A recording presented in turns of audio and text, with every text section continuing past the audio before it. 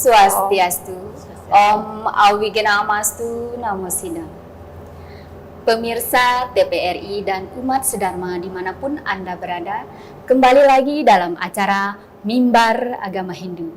Bersama saya, Wayan Ayumita Asrina, akan memandu perbincangan kita pada hari ini. Berbahagia sekali saya bisa menyapa pemirsa yang ada di rumah.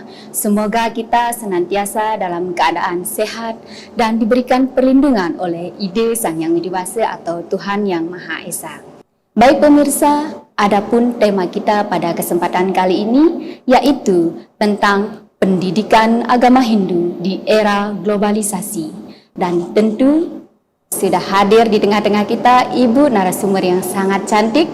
Beliau adalah Ibu Desa Ayu Witari Dewi MPDH. Beliau adalah Ketua Tim Pendidikan Agama Hindu Kanwil Kementerian Agama Provinsi Nusa Tenggara Barat. Baik pemirsa, langsung saja kita sapa narasumber kita. Om Swastiastu Ibu Desa. Om Swastiastu Mbak Mita. Iya, bagaimana Ibu hari ini, sehat nih? Asmukara sehat. Ya, angayu bahagia Bu Desa kita semoga senantiasa dalam keadaan sehat agar kita bisa melakukan apa yang kita mau, melakukan aktivitas kita sehari-hari.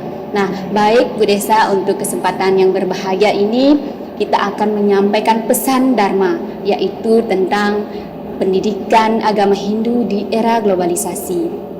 Yang seperti kita ketahui bersama bahwa pendidikan itu sangat penting bagi kehidupan manusia, di mana dengan pendidikan manusia dapat mengembangkan pengetahuan, kemudian mengembangkan potensi dan keterampilannya yang mana itu berguna untuk melangsungkan kehidupan manusia itu sendiri. Nah, terkhusus lagi pada pendidikan agama Hindu, di mana melalui pendidikan agama Hindu kita dapat mempelajari ajaran-ajaran agama Hindu yang nantinya kita jadikan sebagai landasan untuk kita mengarungi kehidupan ini. Nah, lalu bagaimana menurut Bu Desa terkait pendidikan agama Hindu di era globalisasi ini? Silakan. Baik, terima kasih Mbak Mita, pembawa acara kita yang tidak kalah cantiknya juga. Izinkan saya untuk menyapa para pemirsa juga. Om Swastiastu, Om Awigenam Astu Namo Buddhaya, Om Sidirastu Tat Astu Swaha, Om Anubadrah Kertawayantu Wiswata. Semoga pikiran yang baik datang dari segala penjuru. Om Saraswati Namo Stubyam, Warade Kamarupini, Sidirambam Karisyami, Sidirbawa Tumesadam. Ya Tuhan, Ide Sang Yang Aji Saraswati, izinkan kami menyampaikan pesan Dharma ini agar tentunya pesan Dharma ini memberikan manfaat untuk umat sedharma dan khususnya saya pribadi. Baik, terima kasih kepada Mbak Mita tadi sudah memperkenalkan, dan memang betul seperti yang disampaikan oleh Mbak Mita tadi bahwa segitu pentingnya pendidikan dalam kehidupan ini. Dan pendidikan ini adalah merupakan alat untuk mengarungi kehidupan. Nah, untuk itu seperti tema kita tadi membahas mengenai tantangan pendidikan agama Hindu khususnya di era globalisasi.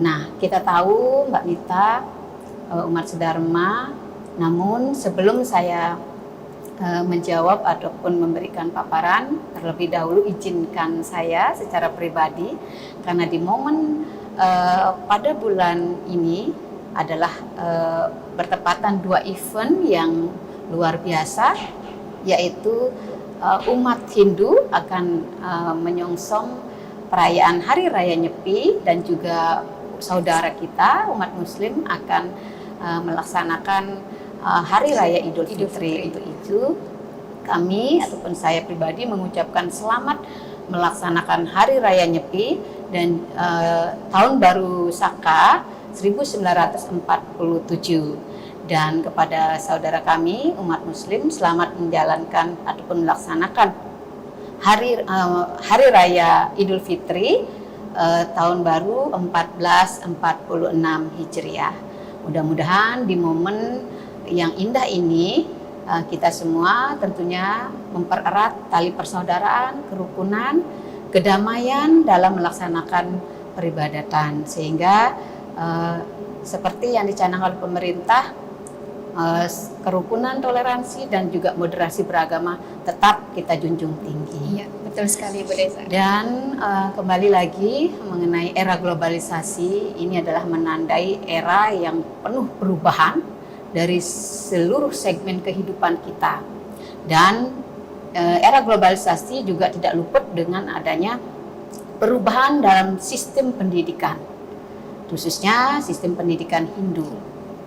Nah, untuk dalam era globalisasi ini terjadi banyak sekali perubahan-perubahan yang terjadi, sehingga kita tahu dalam dunia pendidikan agama Hindu khususnya dari perubahan kurikulum, kita kembali flashback dengan kurikulum, dari mana dari awal kurikulum banyak sekali perubahan-perubahan dari tahun ke tahun, mengalami perubahan yang disesuaikan dengan kondisi saat itu pada masa itu. Kami mengingatkan kembali kurikulum yang pertama diterapkan, yaitu ada kurikulum Kurnas, namanya Mbak Mita. Oh iya. Kurnas itu kurikulum nasional, berubah lagi menjadi kurikulum KTSP, kurikulum Satuan Pendidikan. Kalau Kurnas itu adalah cirinya yaitu kurikulum yang berpusat, kurikulum nasional, jadi pusat. Berarti itu kurikulum yang pertama, Kurikulum yang Bu Desa. pertama. Yang kedua tidak mengalami perubahan lagi menjadi kurikulum KTSP, kurikulum Satuan Pendidikan. Jadi sudah tidak di pusat lagi. Kalau di Kurnas itu ada ujian nasional zaman-zaman kita dulu kan. Ya, kalau ujian nasional itu soalnya terpusat dari pusat. Kalau di KTSP diserahkan ke Satuan Pendidikan.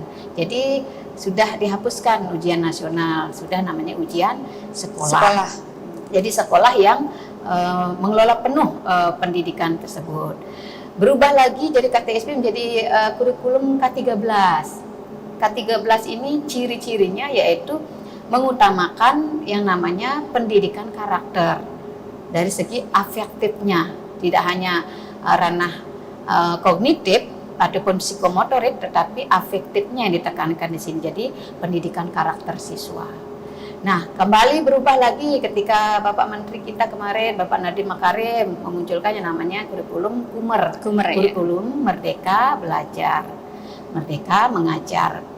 Nah, ciri-cirinya di sini adalah kurikulum ini mengkombinasikan antara multiple intelligensi yang dimiliki oleh siswa dengan gaya belajar yang digambarkan dengan segitiga. Nah, piramid segitiga. Jadi seperti ada istilah quantum learning, itu istilah ilmu fisika, Mbak Bita, tapi yang diadopsi menjadi untuk dalam dunia pendidikan. Quantum learning ini artinya yaitu ilmu fisika, yaitu E sama dengan mc kuadrat. Jadi E itu adalah energi dihasilkan dari massa dikalikan dengan cahaya dikuadratkan. Jadi kalau di kurikulum Merdeka, E ini adalah hasil belajar. Itu hasil belajar itu didapatkan dari massa. Massa ini adalah siswa itu sendiri yang memiliki kecerdasan yang beragam, multiple intelligensi yang dimiliki siswa, dengan yang namanya C kuadrat, cahaya. C kuadrat ini adalah gaya belajar. Jadi cahaya yang diibaratkan dengan gaya belajar, semakin banyak gaya belajar yang diberikan kepada siswa ataupun yang memiliki intelijensi yang berbeda-beda itu, maka akan memunculkan energi yang besar, hasil belajar yang optimal ataupun maksimal. Nah, ini ciri-ciri dari pendidikan kurikulum Merdeka. Nah, berubah lagi di era sekarang, berubah menjadi pembelajaran itu bergeser menjadi pembelajaran deep learning. Jadi ini yang terbaru berarti ya, deep learning ini yang terbaru, dan deep learning ini adalah pembelajaran secara mendalam. Ciri-cirinya yaitu mengkombinasikan 3 unsur.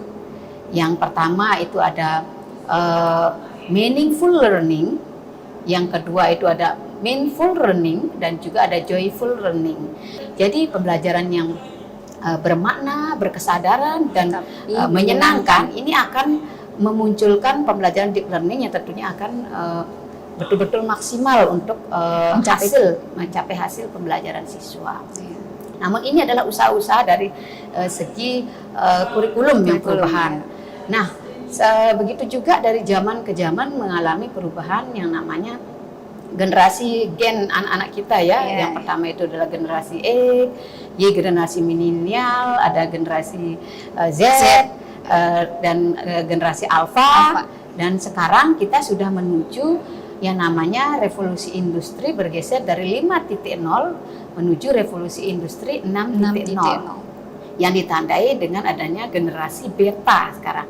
Generasi beta. Jadi 4.0 itu adalah generasi alfa yang sudah mulai mengenal namanya ilmu pengetahuan ataupun iptek, teknologi.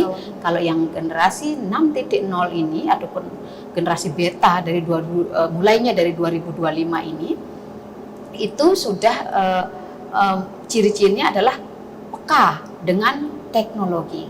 Begitu pesat. Dari dulu kita tahu transformasi pengetahuan ataupun informasi itu melalui flash disk kan, hard disk ya. Jadi sangat sederhana. Nah, untuk yang di zaman sekarang ini era globalisasi ini sudah bergeser, tidak memakai flash disk ataupun sarana, tetapi memakai namanya barcode. Barcode ya, scan barcode.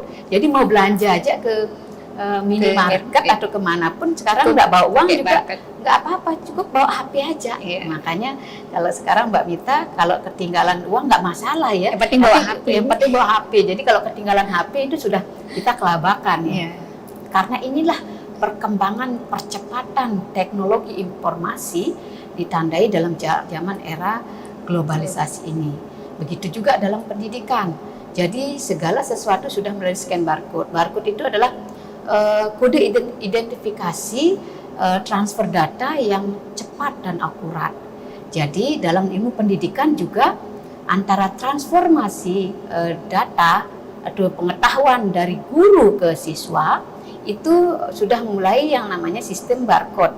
Istilahnya di sini kalau guru memiliki pengetahuan yang disimbolkan dengan barcode yang ada dalam guru, dan siswa itu memiliki barcode yang nantinya sebagai sumber untuk menerima data informasi, bagaimana untuk memunculkan barcode antara guru dan siswa ini agar cepat nyambung, secepat dengan teknologi informasi yang berjalan di dalam teknologi informasi.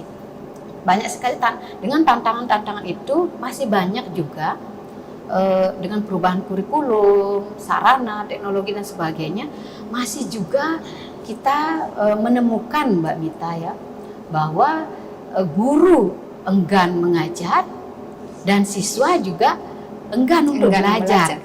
Jadi malas. Jadi kalau siswanya lebih senang libur, apalagi ada hari kejepit, hari libur itu paling senang pokoknya, apalagi jam kos namanya, jam kosong. Itu luar biasa. Itu menandakan bahwa merdeka, gitu. Siswa kita sudah malas belajar.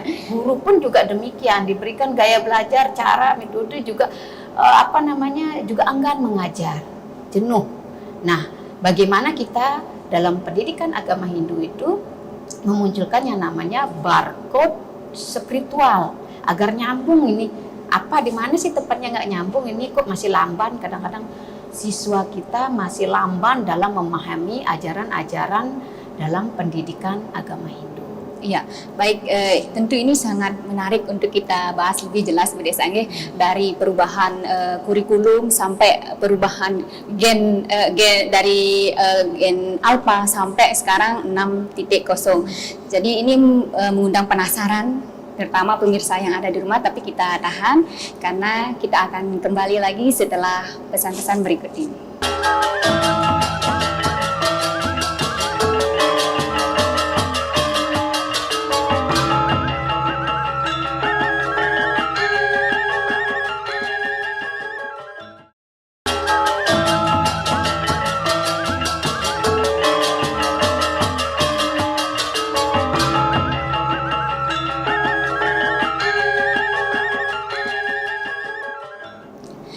pemirsa Umat Dharma dimanapun Anda berada. Terima kasih karena sudah setia menemani kami, yang mana kita akan lanjut kembali perbincangan kita pada kali ini. Tadi sudah disampaikan oleh Ibu Desa terkait bagaimana perubahan kurikulum yang menyesuaikan dengan perkembangan zaman. Nah, di sini mungkin pemirsa yang ada di rumah masih penasaran bagaimana kondisi pendidikan agama Hindu di era globalisasi ini. Silakan Ibu. Jadi tadi dengan perubahan era globalisasi, perubahan percepatan teknologi yang begitu cepat, tentunya di sini ada kendala ataupun tantangan yang dihadapi oleh guru. Meskipun banyak perubahan-perubahan, namun ditemukan tadi bahwa guru itu enggan mengajar, siswa juga malas untuk belajar. Lalu bagaimana agar transformasi data atau proses transfer pengetahuan dari guru ataupun acarya itu ke siswa atau siswa itu cepat nyambung ataupun ditangkap oleh siswa. Nah, di sini perlu yang namanya upaya-upaya. Apa sih upayanya? Jadi upaya-upaya itu dalam agama Hindu menurut kami itu harus menerapkan yang namanya ada dua upaya. Yang pertama itu yang namanya penerapan ataupun melaksanakan upacara upanayana, yang disebut juga upanayana samskara. Jadi yang kedua itu perlu menerapkan ataupun melaksanakan ajaran suci kita yang termuat dalam lontar Sila Keramaning Aguron-guron. Jadi dengan menerapkan ataupun melaksanakan upacara spiritual, upacara suci, upanayana, dan juga melaksanakan ajaran leluhur kita yaitu Sila Keramaning Aguron-guron, itu akan mampu nantinya untuk menjawab tantangan-tantangan tadi. Mungkin demikian, Mbak Mita. Ya, baik. Jadi mungkin Ibu Desa bisa memberikan sedikit penjelasan terkait seperti apa tantangan-tantangan yang dihadapi di era globalisasi, sehingga muncullah dua upaya yang tadi disampaikan oleh Ibu, ada upanayana dan Sila Keramaning Aguron-guron. Mungkin Ibu bisa memberikan penjelasan lebih mendetail. Baik, makasih. Jadi benar Mbak Mita, memang yang pertama upaya yang seperti yang kami sampaikan tadi itu sudah banyak, kadang hanya sebagian guru ataupun acarya yang melaksanakan, yaitu upacara upanayana. Nah, biasanya upacara upanayana ini dilaksanakan oleh mahasiswa yang akan masuk ke bangku perkuliahan. Padahal makna dari upacara upanayana ini adalah merupakan proses penyucian diri, pembersihan diri, ataupun ke proses ketajaman pikiran, memohon ketajaman pikiran oleh siswa yang akan masuk ke dunia akademik ataupun pendidikan formal. Nah, upacara upanayana seperti dikatakan tadi maknanya demikian, namun masih belum kita para guru belum serta-merta semuanya melaksanakan. Iya. Bahkan yang namanya siswa memasuki jenjang akademik ataupun pendidikan formal itu kan mulai dari TK, PAUD atau dari tingkat sekolah dasar, sekolah menengah maupun sekolah menengah atas ataupun kejuruan, ini hendaknya seyogyanya juga melaksanakan upacara upanayana. Nah, upacara upanayana ini adalah merupakan upacara yang sangat sakral. Tidak hanya upanayana itu ditujukan kepada siswa, guru juga melaksanakan ikut dalam upacara tersebut. Tapi secara bersama-sama berarti bersama-sama. Jadi dalam upacara upanayana ini tidak mungkin serta-merta diupacarakan secara besar, skala besar seperti di zaman mahasiswa perkuliahan, tetapi dapat dilaksanakan dengan upacara yang sederhana, ya persembahyangan bersama antara siswa dengan guru sebelum memulai tahun ajaran baru. Jadi siswa memohon kepada Sang Hyang Aji Saraswati untuk diberikan kesucian, kebersihan ataupun ketajaman pikiran sehingga siswa itu siap untuk menerima pengetahuan suci yang diberikan oleh gurunya. Begitu juga seorang guru memohonkan ataupun memohon izin kepada Sang Hyang Dewi Saraswati yang merupakan sumber ilmu pengetahuan untuk mentransformasi ataupun izin kepada Sang Hyang Aji Saraswati untuk memberikan pengetahuan kepada siswanya, sehingga proses ini proses sakral yang tujuannya adalah untuk membangun ikatan emosional antara guru dengan siswa. Itu maknanya. Kalau dalam ajaran agama Hindu juga upacara Upanayana ini sering dikenal dengan nama Pawintenan Saraswati. Pawintenan. Selama ini kita mengenal hanya namanya Pawintenan Pemangku ataupun Pinandita, itu namanya Pawintenan Ekejati.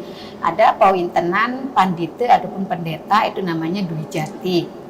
Nah, khususnya di kita Walake ataupun umat Hindu itu menjalankan Pawintenan Saraswati yang secara sederhana adalah memohon izin kepada Dewi Saraswati untuk mempelajari ilmu pengetahuan yang beliau miliki. Jadi upacara Upanayana ini sangat penting, Mbak Mita, dan mudah-mudahan nantinya di tingkat pendidikan formal BSD, SMP, SMA, SMK itu sebelum memulai tahun ajaran baru seyogyanya adalah untuk melaksanakan upacara Upanayana ini. Ya, baik, berarti upacara Upanayana ini yang dimaksudkan tadi tidak harus dalam kualitas yang mewah, berarti di sini dari segi sarananya biasanya yang ditekankan bahwa di dalam kita melaksanakan upacara itu tidak mesti harus dengan upakara yang besar, tetapi kecil pun tidak mengurangi makna. Jadi apa yang menjadi tujuan dari upacara Upanayana ini akan tetap tersampaikan tujuannya, dan ini sangat sangat penting untuk diperhatikan oleh lembaga pendidikan, terutama untuk guru baik di sekolah formal maupun non formal. Jadi ini merupakan bisa kita katakan sebagai warisan ya, tradisi leluhur. Ya, tradisi leluhur. Nah, dan di sini menjadi cemecut gitu ya untuk kita bersama bahwa warisan leluhur itu sangat mulia untuk kita tetap laksanakan sebagai bentuk upaya kita sudah melestarikan. Seperti itu Bu Desange. Ya, betul. Jadi Upanayana ini adalah program untuk penyatuan emosional antara guru dengan siswa dengan melalui upacara yang sakral.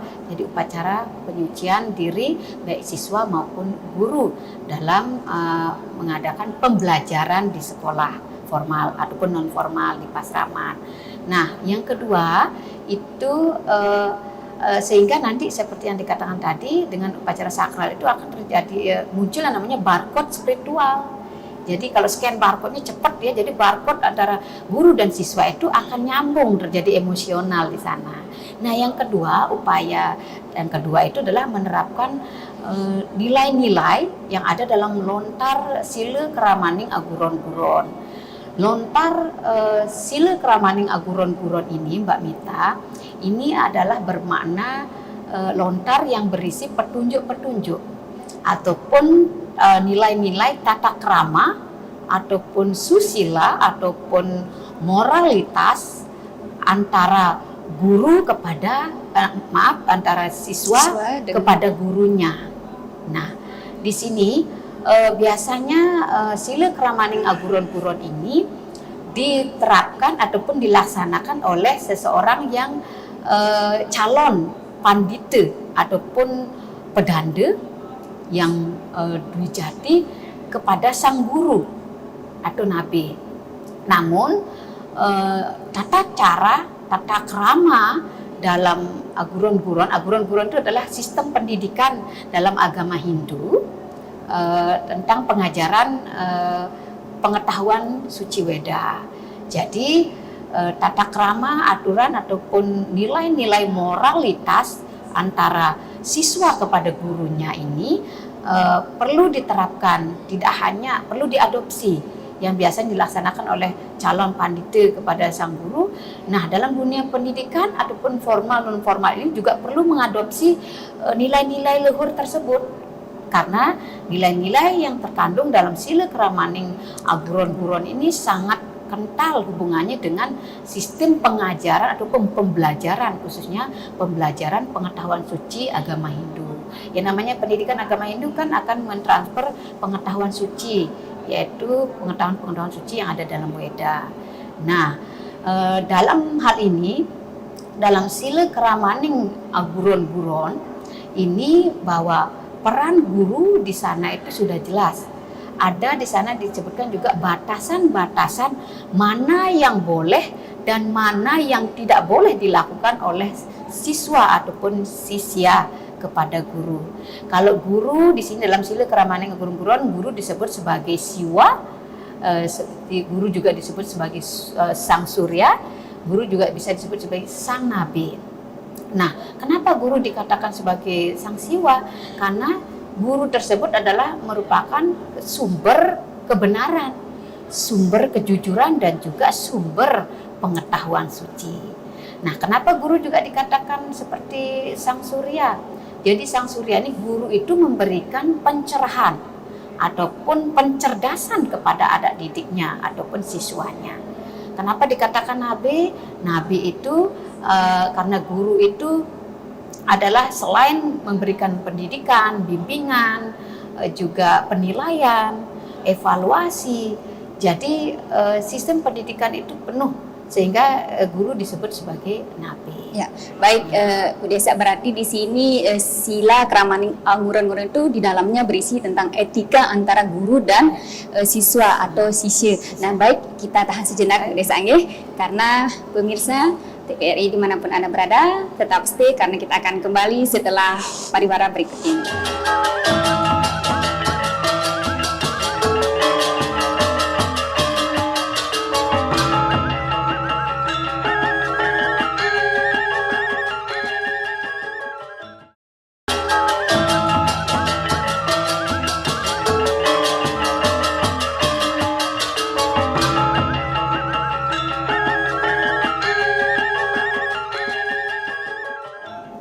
Baik, pemirsa umat sedharma yang masih setia menemani kami, dan tentu kami kembali dalam perbincangan kali ini semakin menarik ya. Jadi tadi sudah dijelaskan tentang upacara upanayana, dan tadi juga disampaikan tentang Sila Kramaning Aguron Guron. Ternyata di dalamnya terdapat ajaran-ajaran etika. Nah, mari kita simak bersama seperti apa ajaran etika antara guru dengan murid yang tercantum di dalam lontar tersebut. Mungkin penjelasannya, Ibu. Baik, terima kasih Mbak Mita. Jadi tadi kita sudah berbicara tentang dalam lontar Sila Kramaning Aguron Guron itu tentang peran ataupun fungsi guru. Nah, dalam lontar Sila Kramaning Aguron Guron, siswa itu disebut juga sisya. Jadi secara Sanskrit sisya itu bermakna adalah dia yang tekun dan teguh dalam melaksanakan disiplin spiritual. Itulah siswa ataupun sisya. Nah, dalam Sila Kramaning Aguron Guron, guru selain tadi disebutkan dia sebagai sang siwa, ada kedua sebagai sang surya maupun sang nabi. Jadi guru di sini juga punya Sila Kramaning Aguron Guron. Jadi pertama, guru itu tidak boleh berbohong ataupun melakukan fitnah ataupun ujaran kebencian.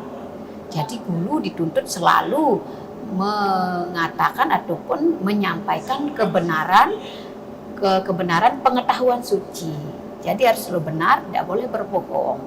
Apabila yang dikatakan tersurat dalam lontar Sila Kramaning Aguron Guron, apabila seorang guru ataupun acarya yang melakukan kebohongan ataupun melakukan fitnah ataupun ujaran kebencian, namun siswa atau sisyanya itu tetap teguh kepada kebenaran, maka dikatakan di sana guru tersebut akan mendapatkan malapetaka dalam hidupnya.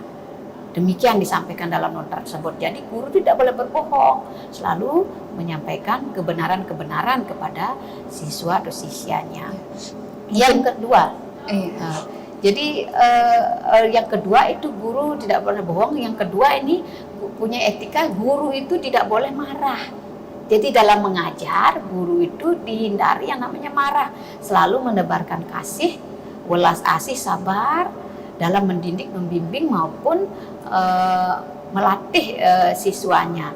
Jadi marah ini kita tahu Mbak Mita, seorang anak kita pun ataupun seorang anak yang dimarah itu akan membuat down ataupun menurunkan nilai mentalnya, betul-betul turun. Seperti contoh juga di Papua ada tradisi untuk menebang pohon. Itu sebulan sebelum penebangan pohon dilakukan, warganya itu terus menyoraki ataupun memarahi, mengujar, mengumpat pohon tersebut selama sebulan. Dan terlihat setelah sebulan pohon tersebut akan mulai layu dan juga turun, tidak segar lagi, sehingga pohon tersebut barulah bisa ditebang dengan mudah. Nah, begitu juga jangankan pohon, manusia ataupun anak didik ketika mendapatkan marah ataupun kode dari guru itu akan menurunkan mental ataupun daya mental psikis dari anak tersebut, sehingga tidak akan mampu menyerap pengetahuan dengan baik. Nah, yang ketiga, guru juga tidak boleh melakukan ujaran kebencian ataupun mengajarkan kepada siswanya yang dapat merugikan orang lain.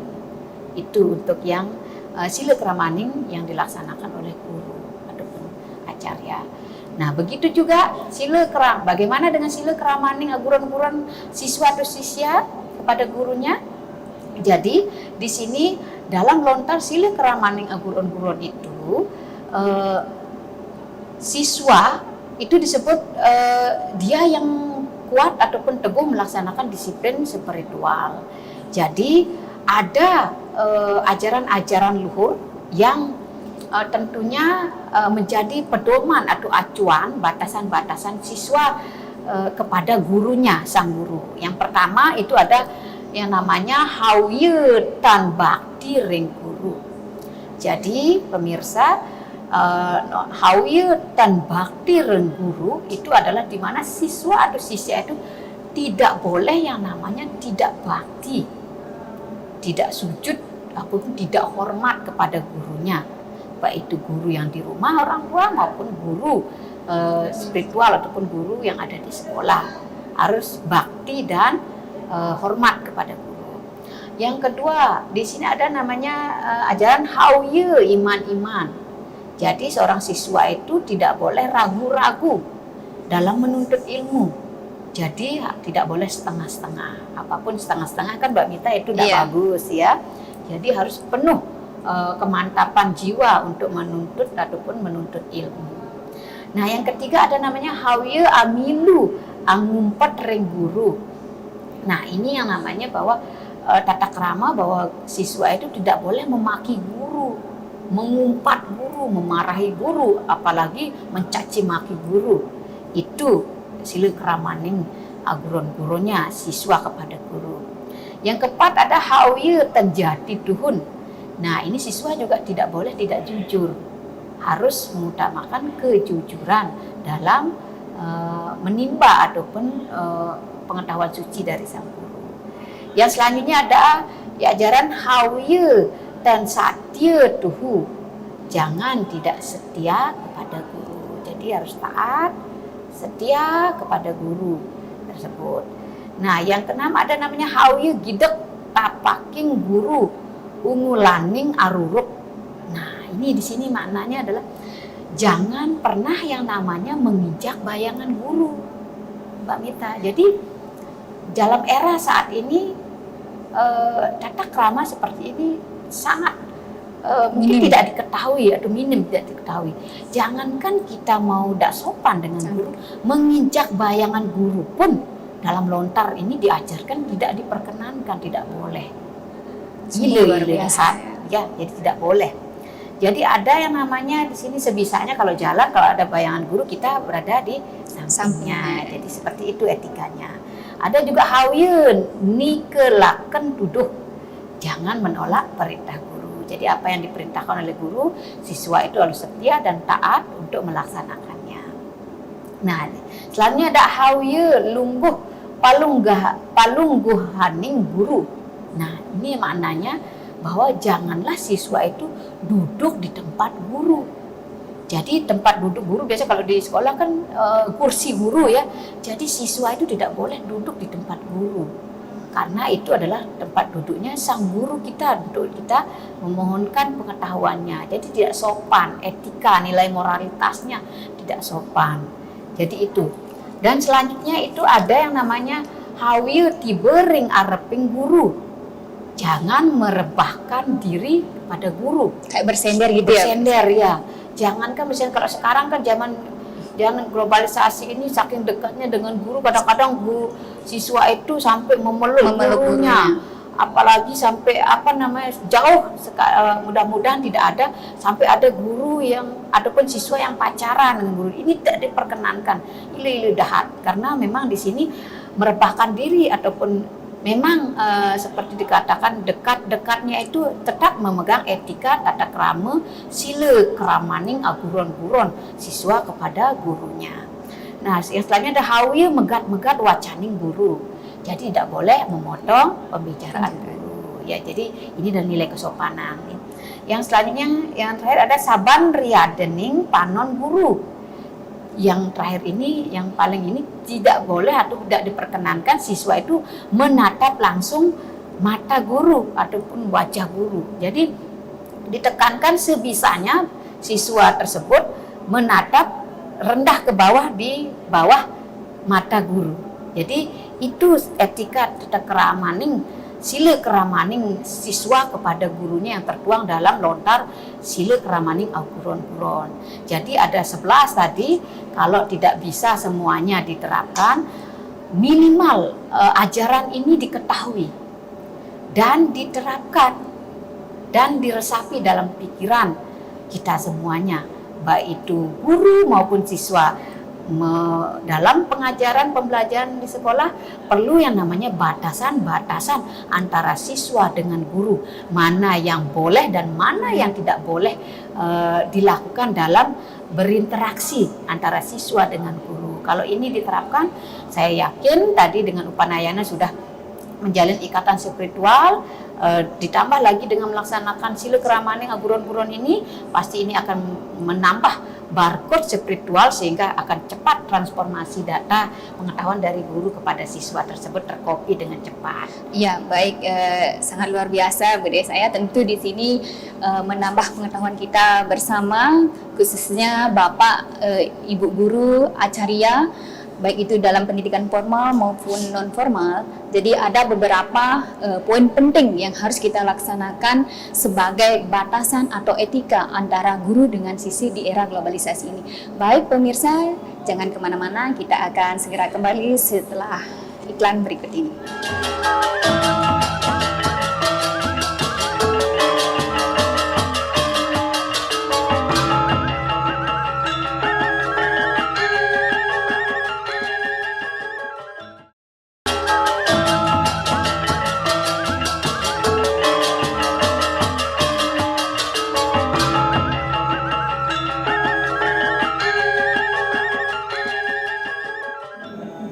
Baik pemirsa Umat Sedharma yang masih setia menemani kami tentu dengan topik yang sangat menarik, dan kita lanjut kembali.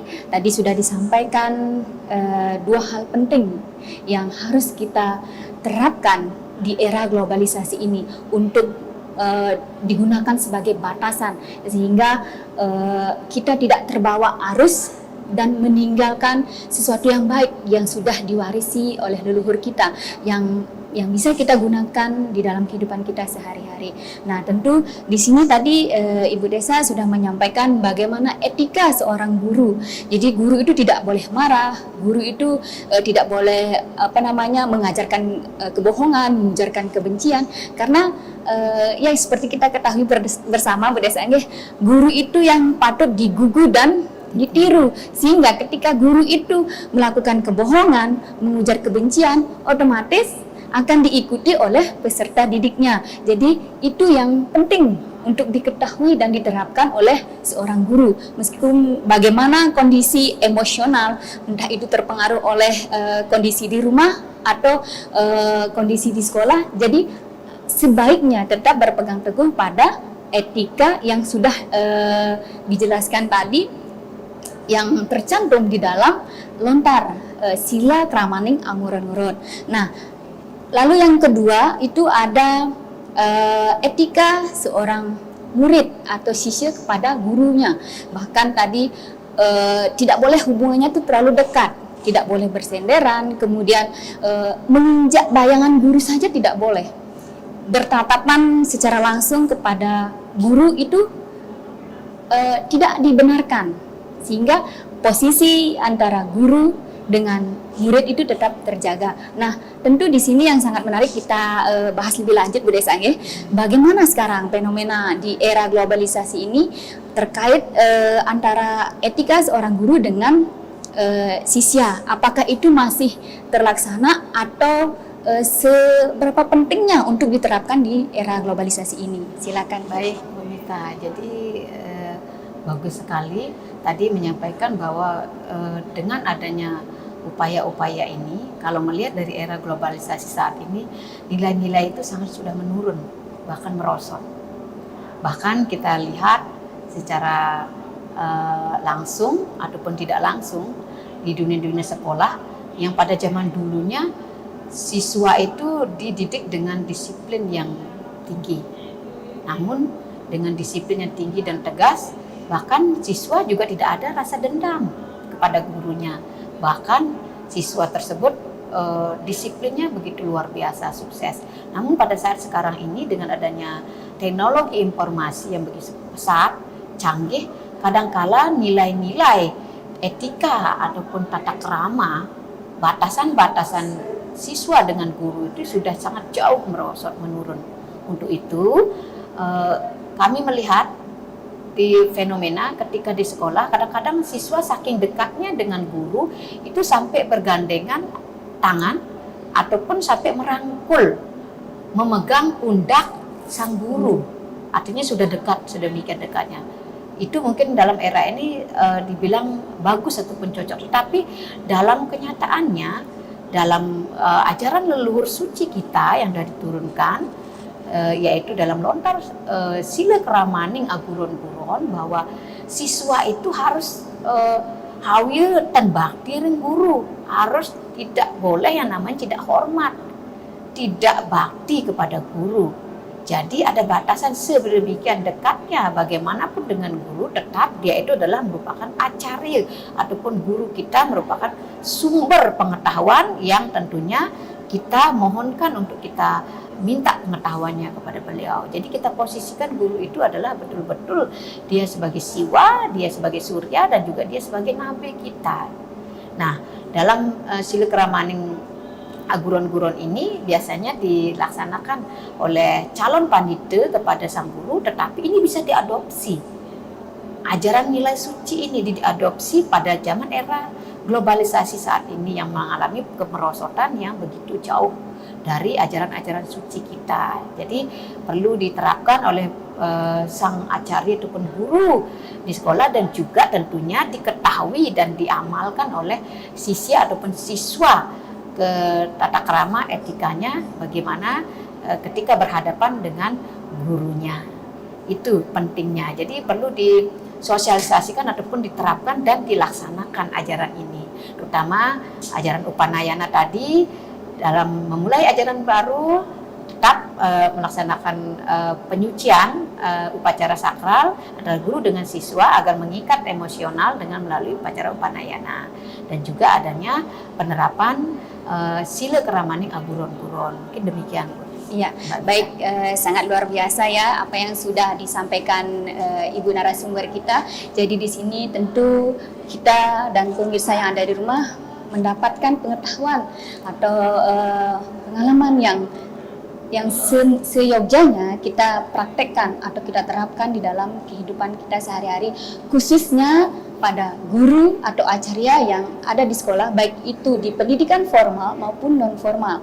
Nah, di sini Ibu kita minta untuk closing statement untuk mempertegas lagi seperti apa pendidikan agama Hindu di era globalisasi ini. Silakan Ibu Anita. Baik, pemirsa yang ada umat sedharma dimanapun berada, mudah-mudahan dengan pesan dharma ini, dengan izin dari Sang Hyang Aji Saraswati, bahwa di mana tadi tema kita adalah tantangan pendidikan agama Hindu di era globalisasi. Closing statement kami, khususnya kami selaku ketua tim pendidikan agama Hindu di kantor wilayah Kementerian Agama Provinsi Nusa Tenggara Barat, memberikan closing statement bahwa dimanapun berada, Bapak Ibu guru, acarya, khususnya yang mengajarkan pendidikan agama Hindu, karena akan memberikan pengetahuan suci ataupun pengetahuan suci Weda kepada siswa atau siswanya, baik itu di pendidikan formal maupun non formal. Jadi perlu menerapkan agar mengimbangi kecepatan transformasi data yang begitu cepat, adanya barcode, sehingga bisa sang guru ini dan siswa itu bisa membentuk yang namanya barcode spiritual. Perlu mengupayakan 2 upaya. Yang pertama itu penekanannya adalah melaksanakan ajaran suci kita, yaitu upacara upanayana atau upanayana samskara, yang merupakan upacara yang sangat penting dan sakral dalam mengikat emosional ikatan antara siswa dengan gurunya. Nah, yang kedua, dengan melaksanakan ajaran suci leluhur kita yang tertuang dalam lontar sila keramaning aguron-guron, yaitu merupakan nilai moralitas, hubungan moralitas antara siswa dengan gurunya, tata krama ataupun batasan-batasan antara siswa dengan guru. Jadi ini nilai-nilai dalam sila keramaning aguron-guron ini diterapkan, dan juga pelaksanaan upacara upanayana ini akan menjadikan barcode spiritual antara guru dengan siswa, sehingga pengetahuan suci ataupun barcode atau data-data identifikasi yang ada dalam barcode guru dengan barcode yang ada di siswa itu, dengan 2 upaya ini akan memunculkan namanya barcode spiritual, sehingga transformasi pengetahuan dari guru ke siswa ini akan cepat tersalurkan, ditransfer ataupun terkopi di siswanya. Jadi demikian, jadi sangat penting 2 upaya ini yang perlu diterapkan oleh guru-guru ataupun acarya kita dimanapun berada, khususnya yang ada di Nusa Tenggara Barat. Iya, baik. Terima kasih, sangat luar biasa penjelasan dari Ibu narasumber kita. Di sini tanpa terasa kita sudah berada di penghujung waktu, dan pendidikan agama Hindu adalah sebagai wadah untuk membentuk generasi muda yang bermoral, berintegritas, dan peduli terhadap lingkungan, di mana generasi muda mampu menyampaikan kebenaran dan menegakkan kebajikan. Saya Wayan Ayumita Astrina beserta seluruh kru yang bertugas mohon pamit undur diri, dan sampai jumpa kembali dalam acara Mimbar Agama Hindu.